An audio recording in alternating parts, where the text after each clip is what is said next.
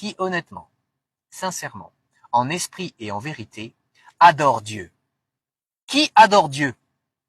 Qui loue Dieu? Qui loue Dieu? Qui aime Dieu? Qui passe du temps à chanter ses louanges, à proclamer que Dieu est magnifique, que Jésus-Christ est vivant, que Jésus-Christ est amour, que Jésus-Christ est victorieux sur le diable, sur le mal, sur le monde, sur le péché. Qui passe son temps à louer Dieu par des chants, par des cantiques spirituels, par des psaumes? Lisez le psaume 48, verset 2.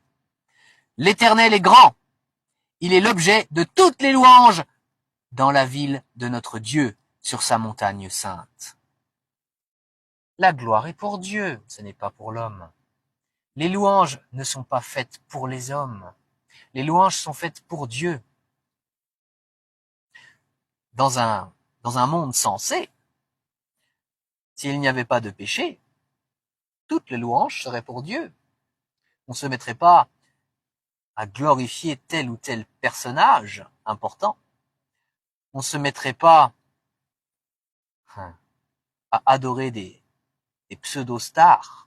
On ne se mettrait pas à louer l'argent et ses implications, ses mérites, son pouvoir.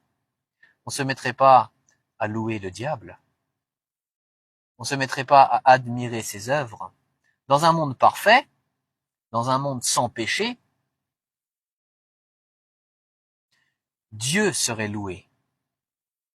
Et c'est ce qui se passera au paradis, là où il n'y aura plus jamais aucune souffrance pour les élus de Dieu.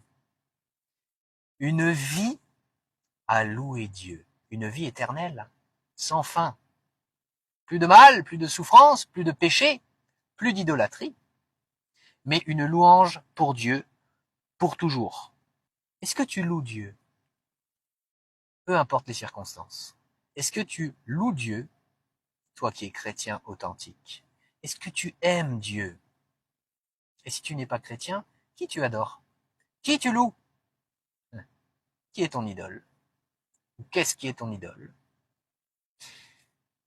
Louer Dieu. Comment avoir une relation avec Dieu de louange, de gloire au quotidien? Et que ça se prolonge dans l'éternité au paradis, là où il n'y aura plus jamais aucune souffrance. Comment être dans une relation avec Dieu où Dieu est à sa place et où tu le loues avec sincérité de cœur, vraiment, de manière pure? Comment vivre dans ce monde dans cette attitude-là? C'est possible. C'est possible et il y a un seul chemin pour y parvenir. C'est Jésus-Christ en personne. Jésus-Christ est le chemin, la vérité et la vie.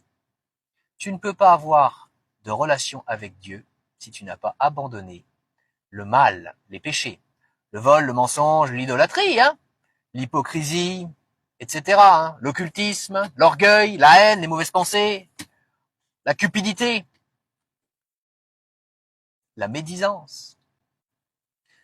Tu ne peux pas vivre pour Dieu en étant dans une attitude de rébellion face à lui. Toi, là, qui m'écoutes, que tu sois chrétien ou non d'ailleurs, tu es atteint d'un mal terrible. Tu es atteint d'un mal terrible. C'est le péché. Et oui, on voit bien que ce monde ne fonctionne pas. Tu vois bien que tu ne fonctionnes pas comme il faut. Moi aussi, je suis un homme pécheur. Dieu est juste. Il est juste. Il est parfait, il est saint, il est pur. Il voit le péché. Dans le sens où il sait ce que tu fais. Il sait ce que tu as fait aussi. Et donc, puisqu'il est juste, il punira les pécheurs et les pécheresses qui ne se seront jamais repentis de leurs péchés durant leur vie et qui n'auront jamais cru dans le Christ. Ceux-là et celles-là, il les punira en enfer pour l'éternité, un lieu de souffrance éternelle où il y aura des pleurs et des grincements de dents. Je t'ai dit que tu étais atteint ou atteinte d'un mal terrible. C'est terrible, le péché. Ça amène en enfer ceux qui ne sont pas élus de Dieu, ceux qui ne sont pas choisis de Dieu, c'est-à-dire ceux qui n'auront jamais cru dans le Christ et ne se seront jamais repentis de leurs péchés. Ce ne sera pas une disparition éternelle, l'enfer. Ce sera une souffrance éternelle, un lieu. Ce sera un lieu où les perdus souffriront pour l'éternité. Voilà le sort. Voilà le sort de ceux et celles qui seront rebelles à Dieu toute leur vie. On n'a pas à faire justice. Dieu fera justice. Il y a une bonne nouvelle. L'évangile. Dieu t'aime. Dieu est tendre. Dieu veut que tu le loues. Dieu veut une relation où tu es à ta place et où lui est à la sienne en tant que Dieu, louange à Dieu. Tu veux de cette relation-là? Tu veux vivre pour la gloire de Dieu dès maintenant et pour toujours?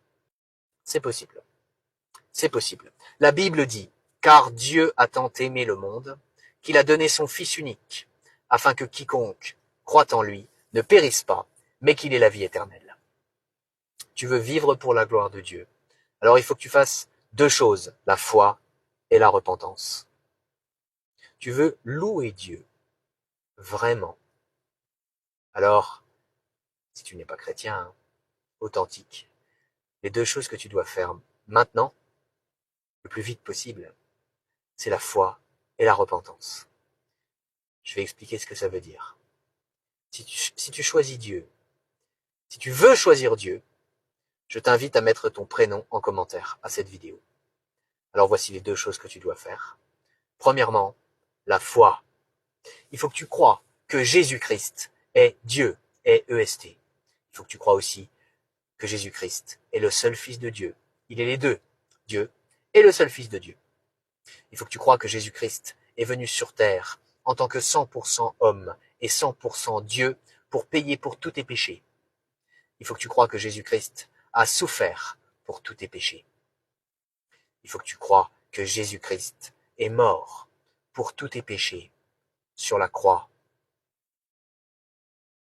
Il faut que tu crois que Jésus-Christ a payé toute la justice de Dieu pour tous tes péchés, à ta place.